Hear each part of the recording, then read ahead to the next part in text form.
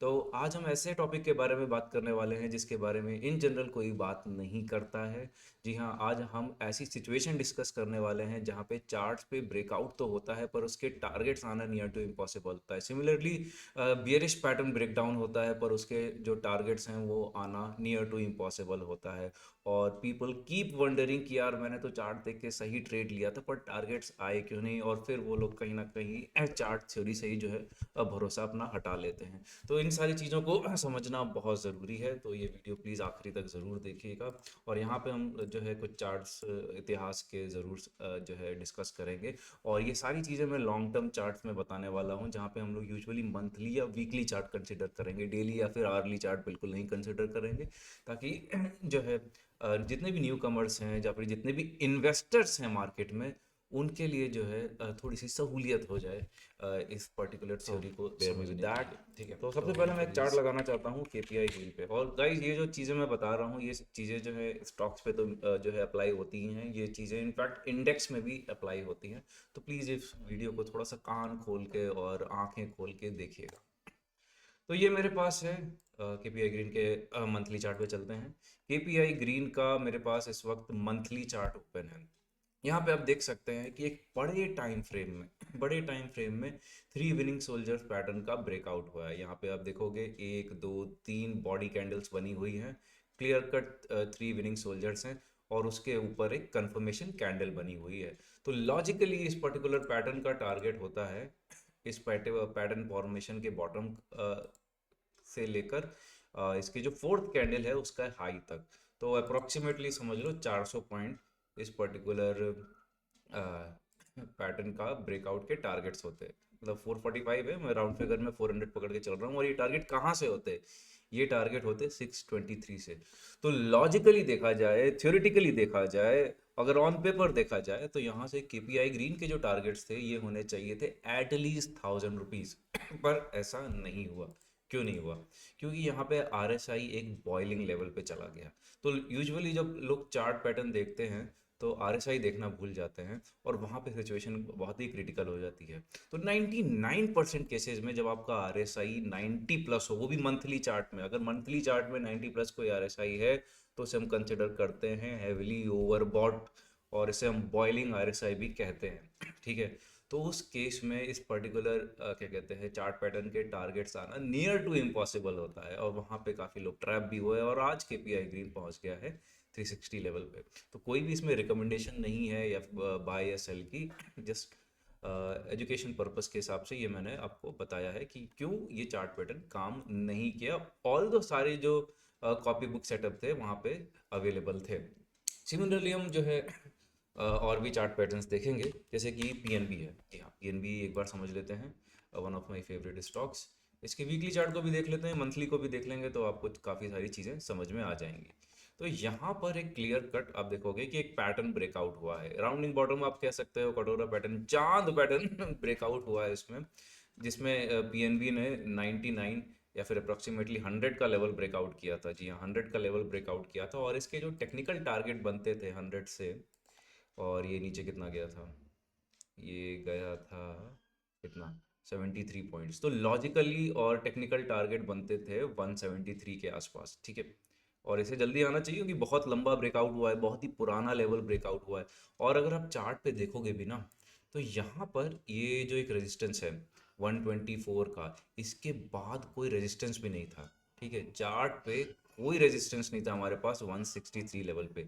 उसके बावजूद भी ये कहीं 142 के लेवल से घूम गया, उसने टारगेट्स आज तक नहीं दिए हैं। ठीक है। और ये ब्रेकआउट कब हुआ था? ये ब्रेकआउट हुआ था आपका जनवरी 2024 में, और 2 साल हो गए हैं अभी तक जो है इसके लॉजिकल टारगेट्स नहीं आए। क्यों नहीं आए? Yes, you can see in the chart कि यहाँ पर कहीं ना कहीं ये पर्टिकुलर स्टॉक ओवरबॉट जोन में चला गया है। ठीक है ना, 88 का आरएसआई हो गया है, जो कि इसका हिस्टोरिकल जो है हाईएस्ट आरएसआई रहा है वीकली टाइम फ्रेम में। एक बार मंथली में देख लेते हैं क्या कहानी थी।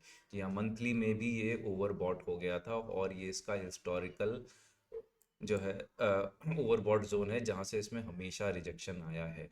तो ऑब्वियस सी बात है कि जो लोग ब्रेकआउट के बाद लिए होंगे वो खतरे के खिलाड़ी होंगे ऑफ कोर्स। ठीक है। और यहाँ पे अब देखो ना, अगर मंथली टाइम फ्रेम पे भी आप ध्यान से देखोगे तो लिटरली 106 107 के बाद कोई भी मंथली हर्डल नहीं है पीएनबी में। टेक्निकली और कॉपी बुक के हिसाब से इसे 172 जाना चाहिए था, पर नहीं गया क्योंकि ये हो गया ओवरबॉट जोन। आरएसआई एक ज़बरदस्त इंडिकेटर है अगर आप इसे बहुत अच्छे से यूटिलाइज करें तो आई होप कि ये सारी चीज़ें आपको समझ में आ रही होंगी अभी तक। एक और एग्जांपल ले लेते हैं, एक बहुत ही पॉपुलर स्टॉक जिसका नाम है, मतलब आजकल पॉपुलर नहीं है बाय द वे, उसका नाम है हैप्पीएस्ट माइंड टेक्नोलॉजीज। अब यहाँ पे भी आप देखोगे, एकदम ध्यान से देखोगे तो आपको दिख जाएगा कि क्या हुआ।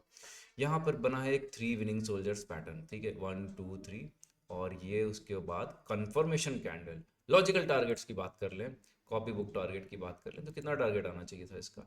इसका अगर हम 1585 में जोड़े 1000 पॉइंट्स तो कहीं ना कहीं 2500 का टारगेट आना चाहिए था हैप्पीएस्ट माइंड में, पर क्यों नहीं आया? आप देख सकते हो कि यहाँ पे आरएसआई जो है इसका बहुत ऊपर ही चला गया था। अभी मंथली का शो नहीं कर रहा, पर यस 80 एंड वो जो कि मंथली के हिसाब से बहुत ज़्यादा ओवरबॉट जोन है। और वीकली में भी आप देख लो ये चीज़ें, तो वीकली में भी जब इसने जो है एक टारगेट, ये जो जिस लेवल की हम बात कर रहे हैं कि जहाँ पे हमें मंथली में वो ब्रेकआउट दिखा था, तो वहाँ पे भी आप आरएसआई देखो कि 90 के आसपास था। 90 वाला भी आरएसआई वीकली में बहुत ही ज़्यादा ओवरबॉट जोन रिप्रेजेंट करता है। तो ये चीज़ें समझना बहुत ज़रूरी है। उस वक्त क्या है ना कि न्यूज़ फ्लो सारा बहुत पॉजिटिव होता है, अरे भाई साहब क्या चल रहा है, क्या पैटर्न ब्रेकआउट हुआ है, ये ले लो, अरे ऊपर ले लो चढ़। तो उन सारी चीज़ों को देखना और समझना और ग्रीड काबू रखना बहुत ज़्यादा ज़रूरी होता है। अब चलिए बात कर लेते हैं एक इंडेक्स की। जी हाँ, आज एक इंडेक्स जो कि बहुत ज़्यादा पिटाया हुआ है, जी हाँ, हमारा निफ्टी आईटी इंडेक्स, ठीक है।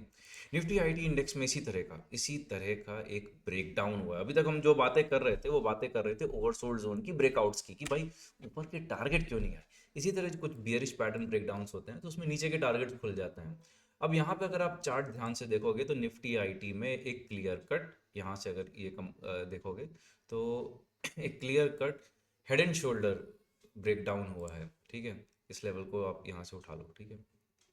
जैसे ही निफ्टी आईटी हमारा क्या कहते हैं 31,000 के नीचे ट्रेड करना शुरू कर दिया, 31,300 के नीचे, ये पैटर्न ब्रेकडाउन कंफर्मेशन हो गया है भाई, क्योंकि हमें एक वीकली क्लोजिंग चाहिए थी और ये ब्रेकडाउन की वीकली क्लोजिंग आ गई है। मंथली में देखेंगे तो चीज़ें और क्लियर कट आपको दिखाई देंगी। ये देखो, ये हमारा हेड हो गया, ठीक है। मैं इधर आराम से थोड़ी कारीगरी कर देता हूँ तो आपको और अच्छे से समझ में आएगा। अब लुक, ठीक है, ये देखो, ये हमारा शोल्डर है, ये हमारा हेड है, ये हमारा दूसरा शोल्डर है, ठीक है। क्लियर कट एक ब्रेकडाउन दिख गया है और प्राइस उसके नीचे ट्रेड कर रहा है। पर और इसके लॉजिकल टारगेट्स की बात कर ले तो मतलब आपको भी लगेगा कि मजाक है क्या। तो ये जो फॉल है ये टॉप से है 14,000 पॉइंट्स का, तो आप 30,000 में से और अप्रोक्सीमेटली 14,000 उड़ा दो तो निफ्टी आईटी के नीचे के साइड के जो टारगेट्स होते हैं ना वो 16,000 के हैं। जी हाँ, यहाँ से आधा हो सकता है निफ्टी आईटी, पर ये क्या टारगेट अचीव होगा? मेरे हिसाब से नहीं होना चाहिए, क्योंकि देख लो ना यहाँ पे जो है ओवरसोल्ड जोन में हम लोग चले गए हैं। अगर वीकली में हम देखें तो और क्लियर कट दिखाई देगा। वीकली में आरएसआई निफ्टी आईटी का हो चुका है 27, 30 के नीचे कोई भी आरएसआई कंसिडर किया जाता है ओवरसोल्ड जोन। और खास तौर से अगर हम लोग, अब आरएसआई क्या है, रिलेटिव स्ट्रेंथ इंडेक्स, तो हमें बेसिकली हिस्टोरिकल लेवल्स देखने होते हैं आरएसआई के। तो जब भी इस वीकली लेवल पे यहाँ पे निफ्टी आईटी का आरएसआई आता है, यहाँ से एक शार्प बाउंस आता है। तो अब जो लोग भी यहाँ से लाइक शॉर्ट करने का सोच रहे होंगे और उनको लगेगा कि भाई यहाँ से अप्रॉक्सीमेटली 20,000 या 18,000 16,000 का निफ्टी आईटी का टारगेट आ जाएगा, मुझे लगता है कि उसके चांसेस नियर टू इम्पॉसिबल हैं, ठीक है। तो वही वही सीन है कि ओवरसोल्ड जोन में बियरिश टारगेट आना नियर टू इम्पॉसिबल होता है, ओवरबॉट जोन में बुलिश टारगेट आना नियर टू इम्पॉसिबल होता है। आपको बीच में कहीं थोड़ा सा जज करना पड़ता है। तो जितना ज़्यादा आप इन चीज़ों को समझोगे उसके हिसाब से आपका जो स्विंग ट्रेड्स हैं वो बहुत ही अच्छे जो है काम करना शुरू हो जाएंगे। और इनमें से मैंने जितनी भी कंपनीज की बात करी ना वो फंडामेंटली बहुत स्ट्रांग है। अगर हम पीएनबी की बात करें तो ये भी ये लार्ज कैप स्टॉक बनने वाला है, ठीक है ना। केपीआई ग्रीन की बात करें तो ये भी जो है एक बहुत ही लाइक पावरफुल फंडामेंटल वाला स्टॉक है और ज़बरदस्त अर्निंग करने वाला स्टॉक है। पर ऐसे स्टॉक्स में भी जब स्टॉक हो गया ओवरबॉट तो उसमें टारगेट्स नहीं आए। तो ये समझना बहुत ज़्यादा ज़रूरी है कि जब भी आपको कहीं कन्फ्यूजन रहे ना फंडामेंटल्स में और टेक्निकल्स में, कि आप कन्फ्यूज है यार कि कंपनी के फंडामेंटल्स तो बहुत बहुत बहुत ज़्यादा ज़बरदस्त है, पर यार टेक्निकल कुछ अजीब सा लग रहा है, एकदम गंदा लग रहा है यार, वॉल्यूम्स भी नहीं है, ऐसा लग रहा है कि सीन हो जाएगा, तो हमेशा चार्ट जीतेगा, आई मीन टू से टेक्निकल्स जीतेंगे, ये चीज़ याद रखिए।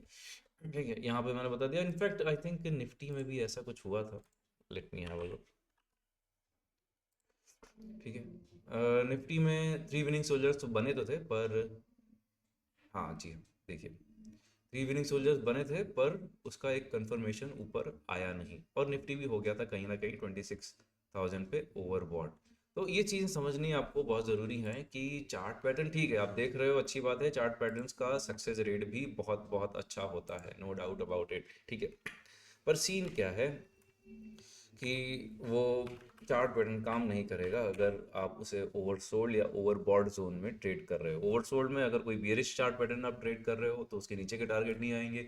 ओवरबॉट जोन में अगर आप कोई बुलिश टारगेट जो है चेस कर रहे हो तो उसके भी टारगेट्स नहीं आएंगे। इस वजह से आपका जो एंट्री का जो सेटअप होना चाहिए, खासतौर से इन्वेस्टिंग का, खासतौर से लॉन्ग टर्म इन्वेस्टर का, वो यही रहना चाहिए कि हाँ वो ओवरसोल्ड जोन में कहीं ना कहीं खरीदें और उसे सेल करने का प्लान करें ओवरबॉट जोन में। तो इससे कहीं ना कहीं जो है आपका जो है ओवरऑल सक्सेस रेट अच्छा हो जाएगा। Hope so you enjoyed this video. Hell Walker signing out. Piece.